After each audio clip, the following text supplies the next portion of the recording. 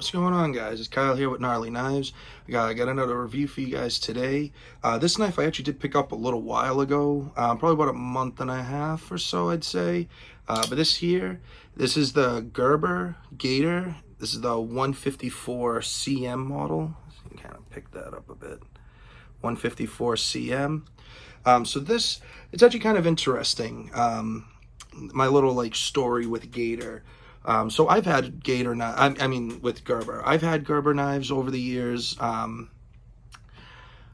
last Gerber I probably had was, I would say, no less than like 7, 8 years ago. They were a knife that I would get a lot as a kid, because up until the last like 5 years or so, when I really got into knives, I would just get what I could find at Walmart that looked kind of cool and at least semi-functional. But being cool was just as important as being functional, at least the younger years.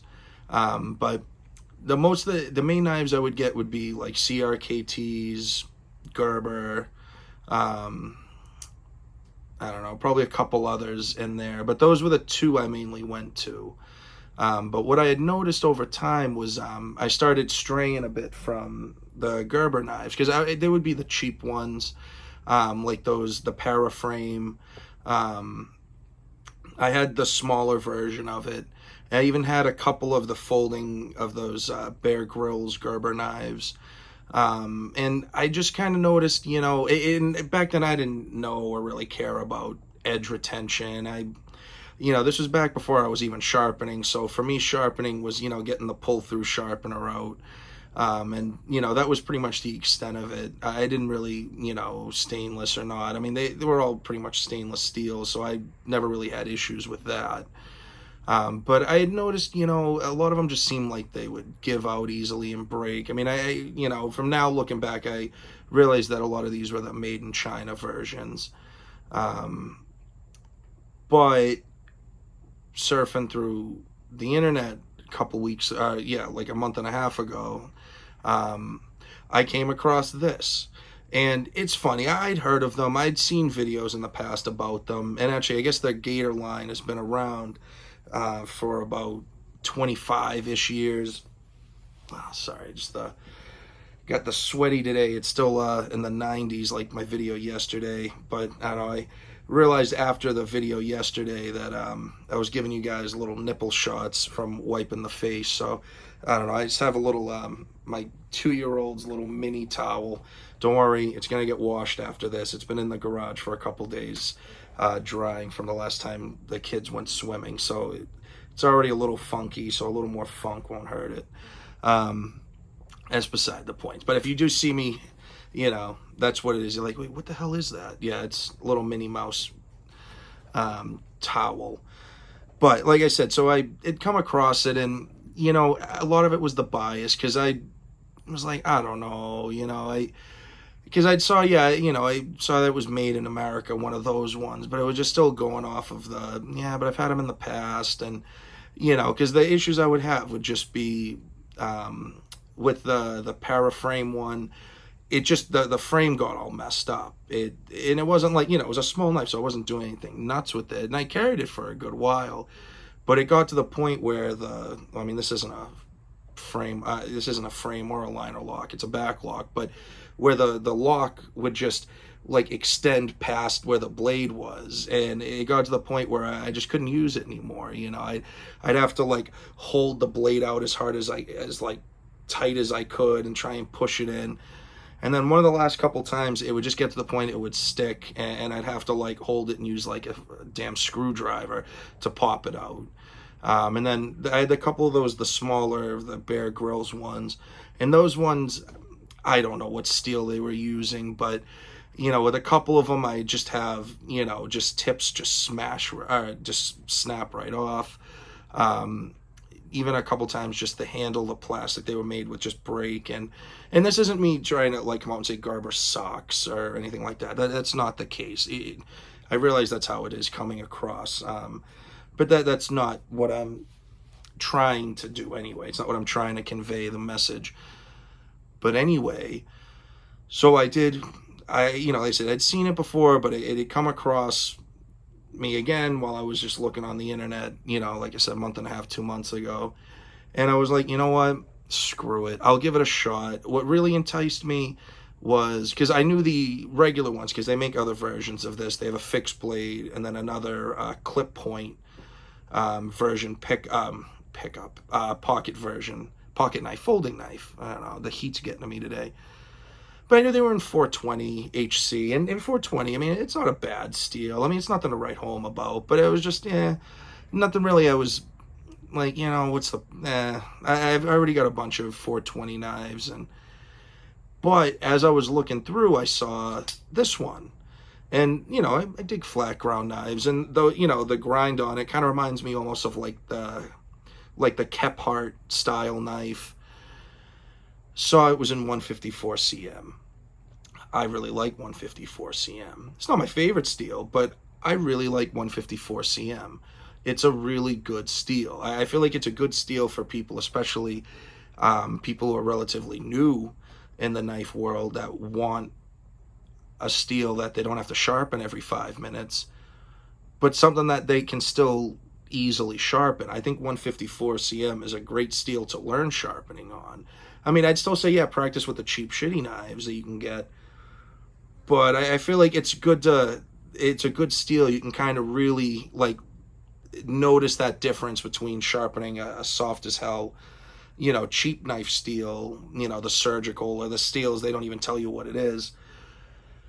But with the 154 cm, I think it gives you that good, because to me, I consider 154 cm to, before you get into powder steels, it's definitely up there, so I was like, screw it, the price on, I think it was like 48 when I bought it, and then I looked right before this video, and it was like 51. So, price-wise, yeah, you're probably going to be looking, I don't know, I guess, in like the high 40s, low 50 range. So probably say around $50. And I figured, for $50 for 154 cm, you know what the hell, I'll give it a shot. I've paid more for 154 cm and smaller knives. And, like I said, I like the steel, I'll try it. So it finally got here. And I have to say, I'm really impressed with this knife. I've used it a good amount since I've gotten it. I haven't carried it in the sense like I have with a lot of other knives, because it doesn't have a clip. It does come with a little like nylon sheath thing. If you want, you can throw it on your belt.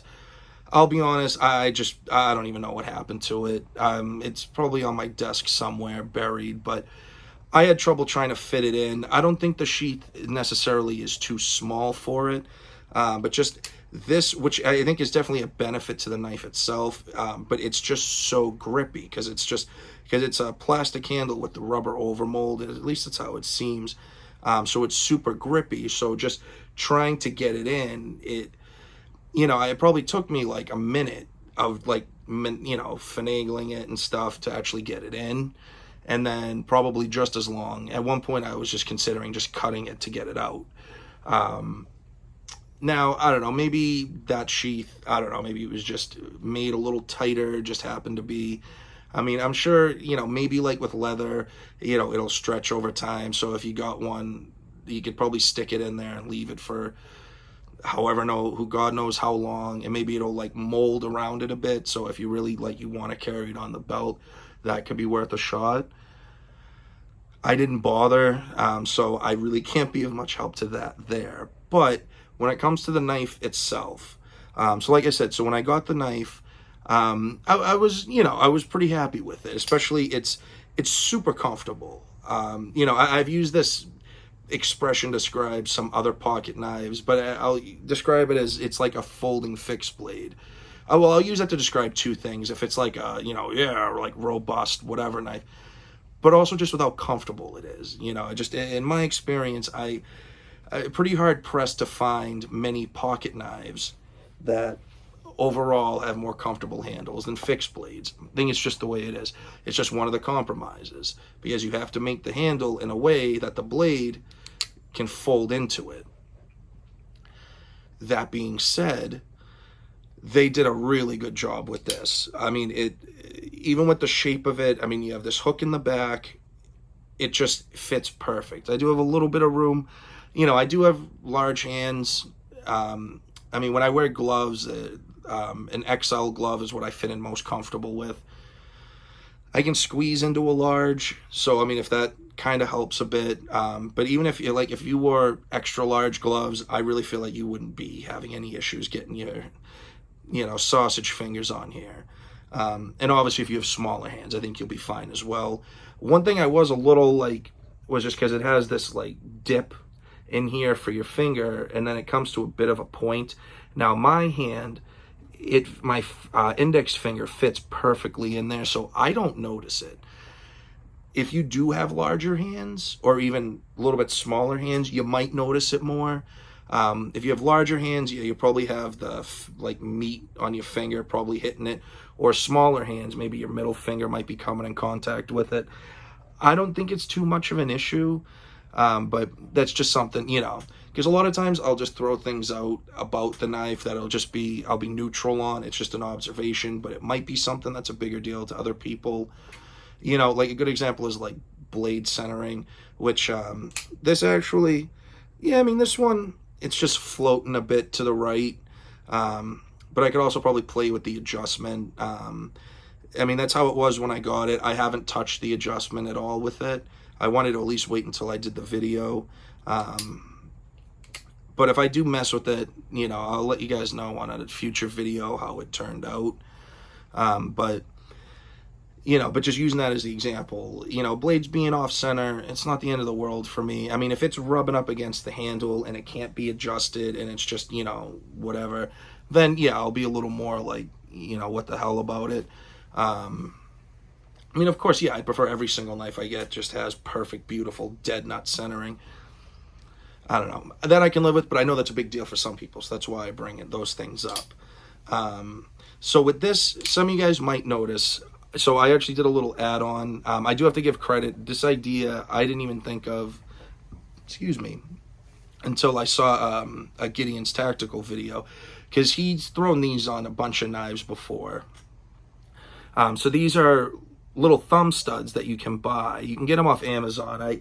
The one I got was a 3-pack. It had a black one, a silver one, and a brass one. I got that because I also have a 2 buck 110s. One of them has silver or nickel plating, and the other one's the traditional, the brass. So I got those for those. I haven't thrown them on yet. Sorry, I keep sweating so much. But it's cool because it fits right on. Now, because normally, you just open it like that, just a regular, traditional, boom, open, and then you get the back lock, it closes. What's cool about it is, because you can close it one-handed, you just do hit the button and dink, boom, you closed. Or, I'll just bump it on something and close it, my leg, whatever. But now, of course, boom. So that's what I like about it. You just flick, it's open, and it's got a good enough action. It's not the smoothest action in the world, but it's well enough that I don't have to do the wrist flick to open it. But what is cool, though, if you don't want to get one of these, but you do still want to do the one-handed open, it takes a lot of, a good amount of force, but you can do the wrist flick without having to touch anything. And then too, because this could also be with, the detent is fine. I'm not worried that it's going to open up in the pocket or anything like that. But it will, there we go. See, it's always when I'm on camera. I did this 1,000 times before the video. It does have that capability, but it's also, you can look at it as a capability, or is it just the detent? I don't know. I'm not worried about this opening up in my pocket. To be honest, I don't really carry this in my pocket. I do love carrying in the pocket knives. I have that Duke, and also, I have it out here, but this case knife, the Sod Buster. So I have this, and this pretty much lives in my pocket. You can see how it's getting all nasty and funky and stuff. But that I'm kind of curious. I'm going to see how that cleans up. I'm actually going to clean that up later with a little rubbing alcohol. Just curious to see how that does. So that is something that I do kind of like with the knife, but especially to getting these studs. So like I was saying, just, so the one I got was a 3-pack. I think it was about $15. If you're just buying a single one, let $5 to $8. So I don't know. If it's something that's that important to you, for anywhere from $5 to $10, you can get something, throw it on, and it's cool because it comes with the little Allen tool, and it just screws on. And I put it on as tight as I comfortably felt I could before stripping it, which is, I know, not the good way of doing things. Anybody who's worked on cars knows, it's that extra little that just throws the job and just adds 2 hours and a lot of swearing, busting out torches because you snapped a bolt or you crossed the threads, and just makes a mess. So that's something I need to work on. I recognize that toxic trait in myself of just, loving to torque them down as much as you can. But anyway, I brought it to a point where I felt like, all right, it's not going to get any tighter without causing issues, and it hasn't come loose. So, I mean, this isn't a review on that, but it's just, I was a little skeptical too, but it's not part of the blade. It's an add-on. It's going to come loose. It hasn't yet. It hasn't moved. That was another thing too. I was worried, all right, yeah, if it doesn't fall off, but it'll slide around. It hasn't moved. It is still rock solid in the place I put it. And I put it there probably 2 days after I got the knife, so I did get to play with it a little bit without that. It was just, I ordered them at the same time. That just, the thumb stud just happened to come later. That being said, a couple other things with the knife. I know I haven't done the specs yet, so I'll do that real quick. Just because, I don't know, I like to try to do the specs right in the beginning so I don't forget, and then it's, I do this whole video, because I know, and I'm sorry guys, I know my videos are so long, but that's why I try to get them out right away, so then it's not like, well, you didn't even tell us anything about the specs of the knife. So this knife, it is a 3.5-inch blade. It has a 3.25-inch cutting edge. The handle is, just get a double check, is about 4 7/8 inches. So overall, you're more or less looking at 8 5/8 inch, a little over 8.5 inches on the overall length of the knife. Now, it's funny, a knife this size, it definitely has some weight to it. It's not a light knife, but for the size of it, you really don't notice it, and it honestly feels like more of the weight is up towards the blade.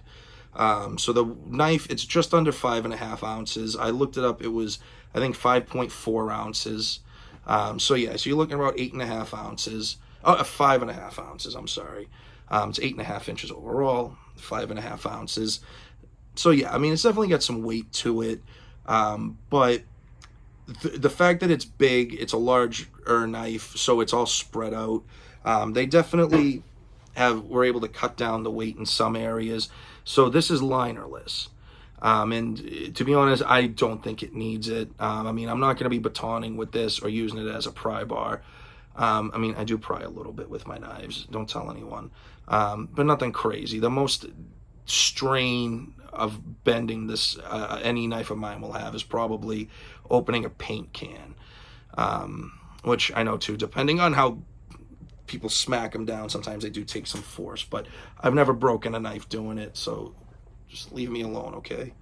But I don't think it needs the liners, because it's a pretty robust knife.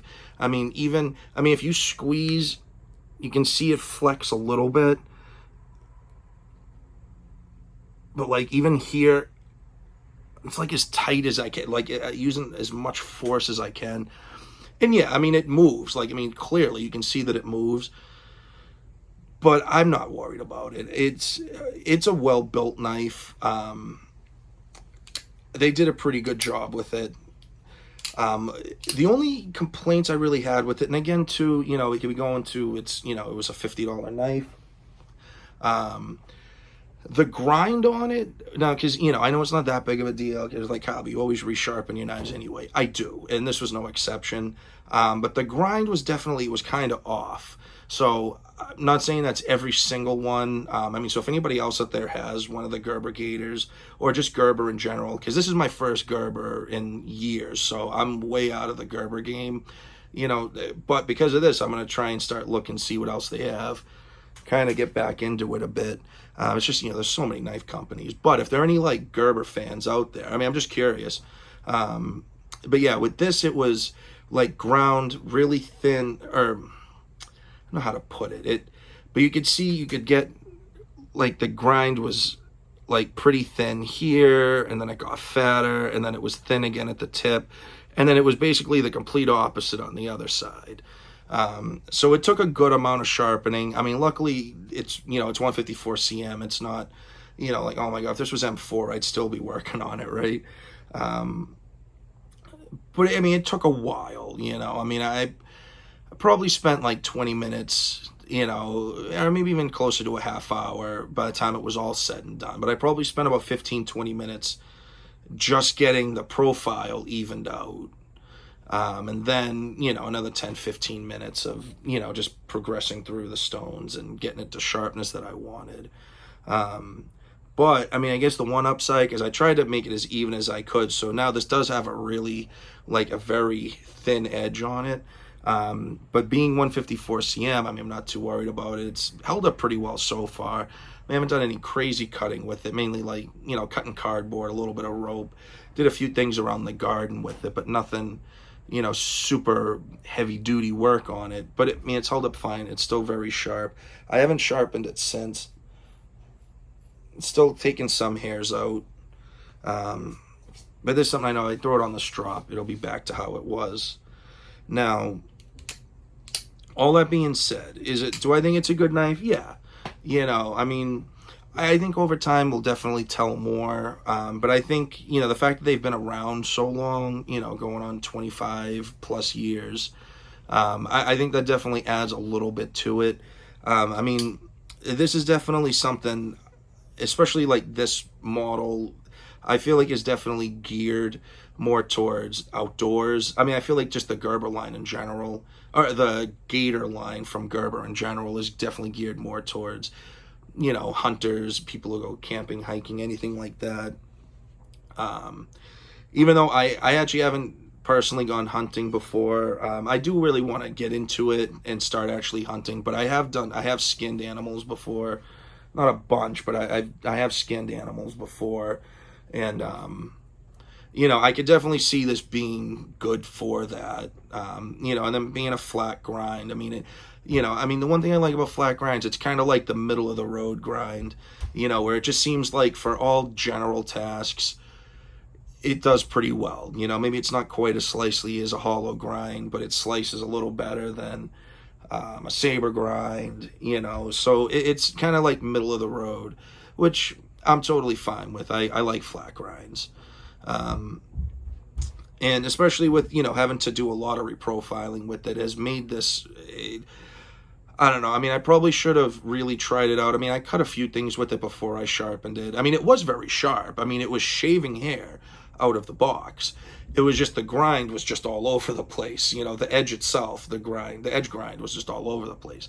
But it was shaving hair. I mean, so yeah, I got to give them that. But it definitely needed a little bit of work to, bring it into kind of where it should have been. But even now, just before I did this video, I just, cardboard always piles up in the garage here. So I, probably cut open, I don't know, maybe 24 boxes of various sizes. And like, yeah, the little one was just cutting the tape and throwing it in. But, I had a few larger ones. So, and it was just zip right through them. Even some of like the thicker cardboard you get, or like the cardboard that has like the pictures and stuff on it. So it's not like just straight cardboard. It's got like that film on it. Same thing, just zip going right through them. So, I mean, it's definitely an effective knife. It's a great cutter. I mean, I feel like even just with that length, like, yeah, I mean, I probably wouldn't want to carve a turkey with it, or, be doing food prep all day. But if you're camping or something, or, you're doing something quick and you just got this on you, yeah, I mean, you definitely get some work done with it. So that's something I can definitely appreciate with it, So, I don't know. I mean, I'd love to hear from you guys. I mean, if you guys have any experience with this, or any of the other Gators, or just Gerber in general. Because like I said, I do want to try and start checking them out more. I know they do have some more, like they have some of the higher end models, and they're starting to get into more steels, using like S30V, I think, in the fastball, even a few others, so I'm not anti-Gerber. I'm not, you know, I just haven't used them in so many years. But, you know, this definitely is, you know, kind of like, I'm thinking of it as like the flagship for Gerber for me. Because now I'm like kind of thinking like, you know what? Maybe it might be worth something. Because even a lot of like those knives, you know, like I said, the fastball, I think that goes for like $100. And, you know, some other companies, won't say their names, Spyderco Benchmade, that same knife, you know, would be well over 100, probably be like close to 150, depending on the handle material. I mean, I love those guys, I'm just saying. So for like around $100, and then even when I was saying the knife I've spent more on, well, one of them was a Kaiser I did a previous video on, but that was only about $10 more, and it was different materials also. But the old the mini griptilian, the one actually that my girl carries now, that was when I bought it. It's the same price now, just now it's an S30V at $95. But yeah, it was 154 cm, and it was $95. You know, I mean, I still bought it, buy it again. But yeah, just, so I think overall for what it is you're getting, and it's just, I mean, it's a super grippy knife. This is not coming out of your hand, you know. So I think that's something, especially with going towards the, you know, either the food prep, but even more specifically for hunting and stuff. You know, you're doing skinning and stuff like that, your knife gets all bloody, your hand gets bloody, you get guts and shit. And then too, because there's very little metal other than the blade and the back lock area, you know, I wouldn't think twice at all about just running this under a faucet. And then just, you know, let it dry, throw a little oil in, you're good to go. Now, the only thing other than just, you know, I was saying, which really isn't that big of a deal because it's fixable, was the grind. But the other thing is, I mean, I guess I would have to mess with it a bit, but it doesn't look like to me that this knife can be taken apart. And, you know, maybe that's not the end of the world. It's just more for me. I love being able to take my knives and just anything apart. I just love tinkering with them. I mean, you can adjust it. You can take, it looks like you can take both. There's a torque head on each side, so you can take both sides out. But I don't know, to clean it, it might be have to do like that that little Benchmade trick where so you don't have to mess with the axis lock. You just slide the blade out, clean it out, and then slide it back in, which is a pain in the ass. But it's much less of a pain in the ass than dealing with the axis lock. But, you know, sometimes you got to do a full breakdown. So, I mean, that's something. So if you're at least able to do that, I'll be like, you know, whatever. It's annoying, but fine. I mean, but then again, fiddling with backlocks can be a bit of a pain in the ass. But then also too, there's the pin that goes through the bar for the backlock, and it's just a pin, like there's no screw or anything, and then there's nothing else the rest of it, so it looks like it's just a plastic over molded, and that's it. So I don't know, that might be a deal killer for some people. I didn't know that when I ordered it. I would still have ordered it either way, so, you know, I mean, then again, excuse me, you know, like the buck knives, and then even like the case, like these are never coming apart. But I kind of look at it like, all right, well, these are like, you know, super traditional, and a lot of those you couldn't take apart. I don't know. It's all subjective, people. But yeah, let me know your experience, or if you do have one of these gators, let me know if you've been able to take it apart, or what it is you do when it comes time to clean it. I mean, you know, at least it's not the end of the world. I can just blast this under the sink, clean it out as best as I can in little nooks and crannies with like a Q-tip, and then just oil the shit out of it. You know, whatever, make it work. But I would recommend this though. I have no ill feeling or anything towards it. And I mean, like I said, it's made me think like, you know what, you know what, Gerber, I'll give you guys another shot. Try out some more knives. So let me know what you guys think. I hope you guys enjoyed this. I do want to start trying to do more videos again. I don't know. I feel like I sound like a broken record. You guys already know. But I love you guys. Please remember to keep carving, stay sharp. Try and stay cool if you're up around all this heat. And I'll talk to you later. Peace.